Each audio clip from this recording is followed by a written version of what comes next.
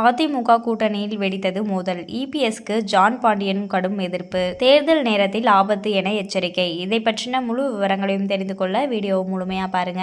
இது போன்ற அரசியல் சார்ந்த அனைத்து அப்டேட்களையும் தெரிந்து கொள்ள வீடியோ லைக் பண்ணிட்டு நம்ம சேனலை சப்ஸ்கிரைப் பண்ணி பக்கத்தில் இருக்க பெல் ஐகானை கிளிக் பண்ணி அதில் ஆளுங்கிற ஆப்ஷனை செட் பண்ணி வச்சுக்கோங்க. அப்போ தான் நம்ம அப்லோட் பண்ணுற வீடியோ உடனுக்குடனே உங்களுக்கு நோட்டிஃபிகேஷனாக வந்து சேரும். வாங்க வீடியோக்குள்ளே போகலாம். தமிழகத்தில் 2026ஆம் ஆண்டு தேர்தல் களம் சூடுபிடிக்க தொடங்கிவிட்டது. அடுத்து வரும் தேர்தலில் திமுக மற்றும் அதிமுக கூட்டணி அமைத்து பல்வேறு வியூகங்களை வகுத்து வெற்றிக்காக உழைத்து வருகிறது.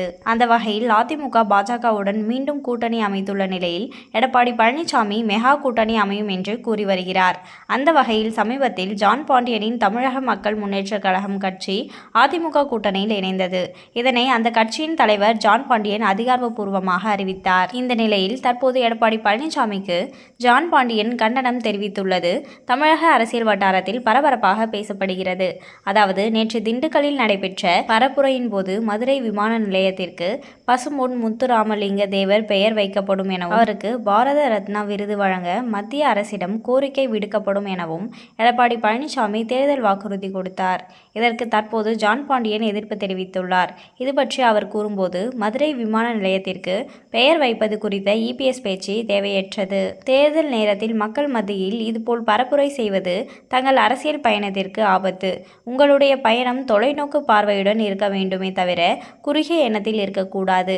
இது ஆபத்தானது என்று கூறியுள்ளார். மேலும் ஏற்கனவே அதிமுக கட்சியில் ஏராளமானோர் விலகி வரும் நிலையில் முன்னாள் அமைச்சர் செங்கோட்டையன், முன்னாள் எம்பி சத்யபாமா ஆகியோரை எடப்பாடி பழனிசாமி கட்சியிலிருந்து நீக்கி உத்தரவிட்டார். இதனால் அதிமுக உட்கட்சி விவகாரத்தில் சலசலப்பு ஏற்பட்டுள்ள நிலையில் தற்போது கூட்டணிக்குள்ளும் சலசலப்பு ஏற்பட்டுள்ளது பரபரப்பாக பேசப்படுகிறது.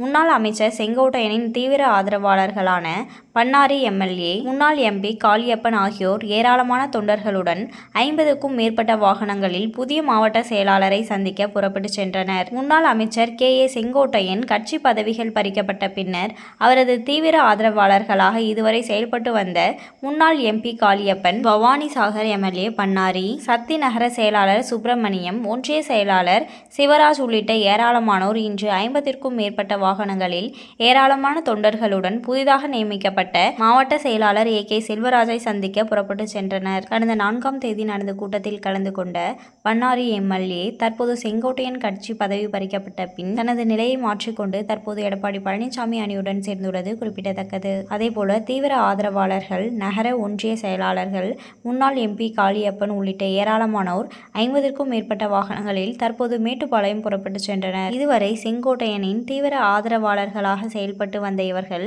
திடீர் பல்டி அடித்து இருப்பது அரசியல் வட்டாரத்தில் பரபரப்பை ஏற்படுத்தியுள்ளது. இதை பற்றின உங்களுடைய கருத்தை கமெண்ட்ல சொல்லுங்க. இது போன்ற அரசியல் சார்ந்த அனைத்து அப்டேட்களையும் தெரிந்து கொள்ள வீடியோ லைக் பண்ணிட்டு நம்ம சேனலை சப்ஸ்கிரைப் பண்ணிக்கோங்க. அடுத்த ஒரு வீடியோவில் பார்க்கலாம். நன்றி.